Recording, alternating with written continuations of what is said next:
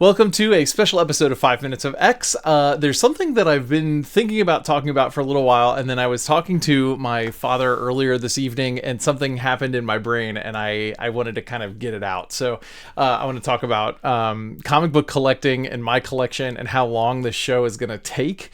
So bear with me here for just a moment. I'll try to make it quick. I hope this is even remotely interesting. So I started collecting comics in 91, but I stopped pretty quickly afterwards, and then I took a really long break, and then as a younger adult I kind of picked it up again, and I've been collecting X books mainly, but also like Star Trek, Star Wars. There's a bunch of other series that I enjoy. I enjoy some Batman here and there, and like I Hate Fairyland is something perennially that I collect. Things like that Saga, I think, you know, I have all the issues of Saga.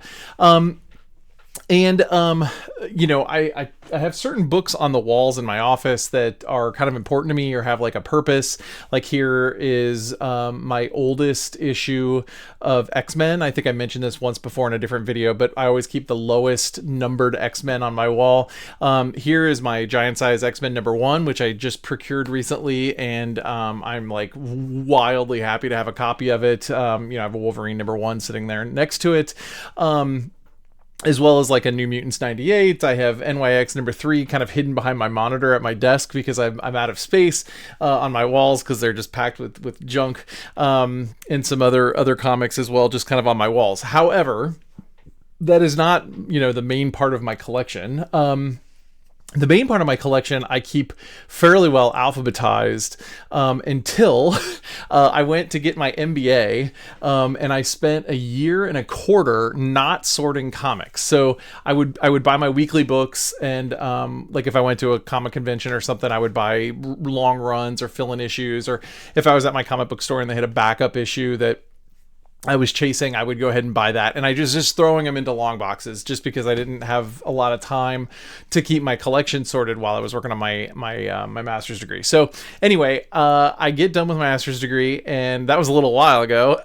And I still haven't really sorted my comics.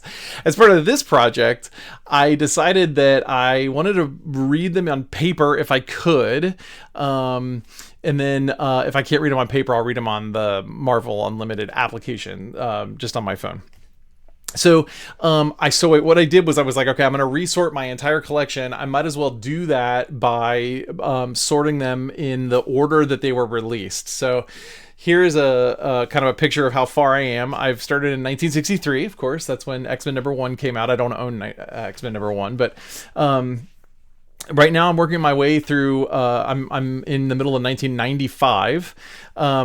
It's kind of funny, 1995 I think might be the year with the most running ongoing X books. I think there are 14 ongoing X books for that 1 year.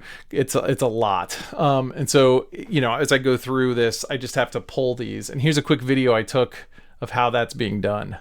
Some comics to sell down here in these long boxes, like just overage comics to sell that I haven't gotten around to selling yet. So I've sorted from 1963 through 1995. 95 is still in this bin over here, but this is 63 through 94. These are all the comics that are still unsorted, and they're all X-Men related except for the last bin down there. That's like Walking Dead and a few other things, like little runs there, but it's like mostly Walking Dead. But then what I'm doing here is I've sorted my entire collection in the order that they were released. That's how I'm getting this. So what I'm literally doing is I've pulled out all the current runs that are running. So this is everything that's running in 1995. There's so many X books running in 1995. It's a little out of control. So what I do is I literally will say, okay, well, here's Wolverine #94, followed by X-Force, which is back here, #47, and then let's see, X-Men 2099 #25. I think those are in here. Yep.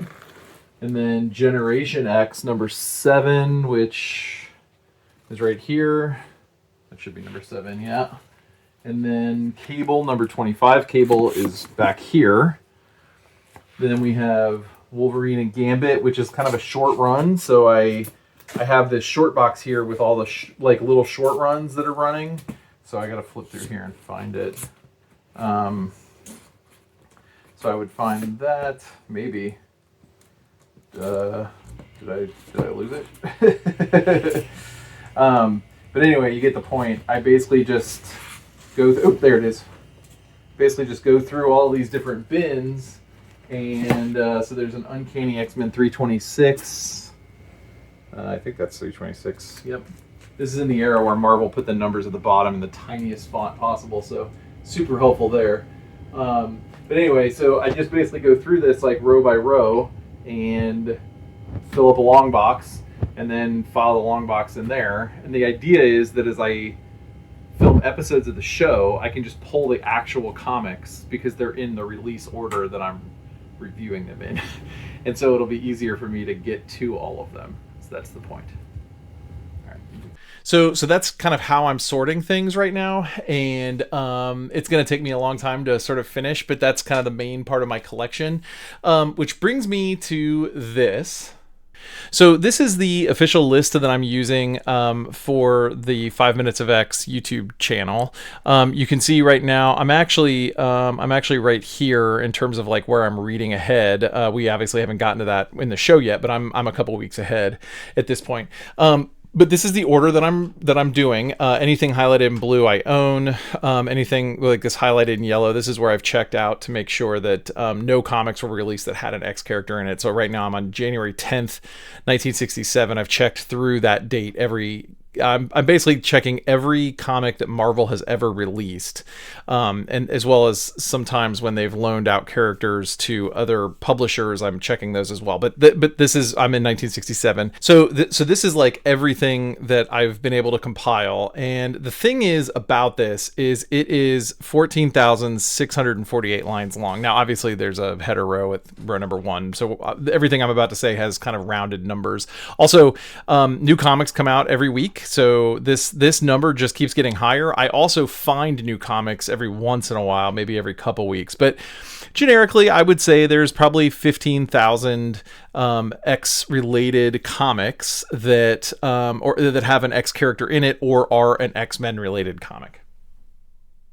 All right, so let's say I have 14,648 comics on the total list of comics to review. We'll just say it's that number, and it's not going to grow. We know it'll grow, and of course there are many episodes where I'll do multiple comics in an episode. So these are very round numbers. I'm not really counting that, but let's just say I'm going to do 2 reviews a week, and there's 14,648 comics on the list to review.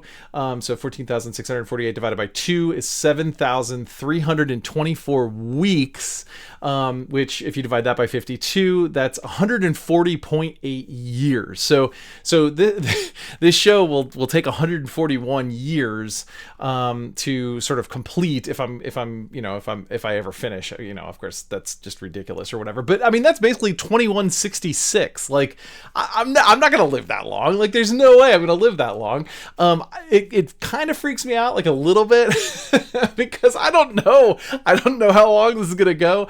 I don't know if I'm gonna have to start doing week by week. I've thought about doing that a couple times where maybe I do longer than 5-minute episodes generically, but I just do week by week by week, because then I could just say, okay, well 1963, I think the first one came out in July. So it'd be like whatever week that was, and then I would count the number of weeks, divide that by the number of years between 1967 and now. I could potentially get caught up if I'm doing 2 weeks every week. But for right now, we're not changing anything. But I just kind of want to point that out, that it is definitely freaking me out that I'm not going to be done with this show until 2166.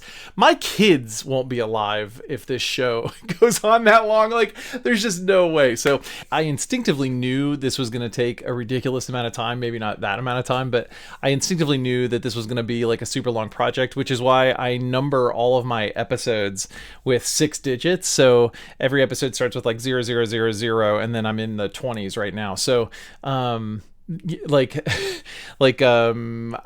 kind of set it that way. Now, like that number of episodes, let's see, there's 100, is that going to be 100,000 episodes?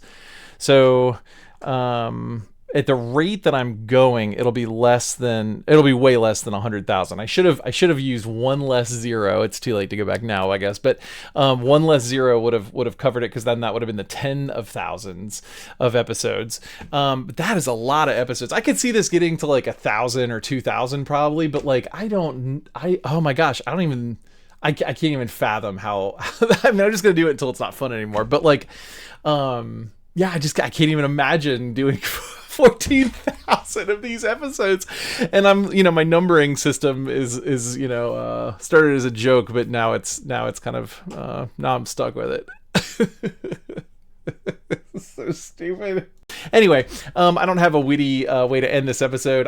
That happened and it kind of freaked me out, and I just want to bring it up. So I will see you all tomorrow, actually, with another new episode of 5 Minutes of X.